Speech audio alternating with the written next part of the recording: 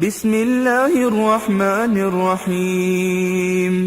تبت يدا أبي لهب وتب، ما أغنى عنه ماله وما كسب، سيصلى نارا ذات لهب، وامرأته حمالة الحطب، في جيدها حبل من مسد.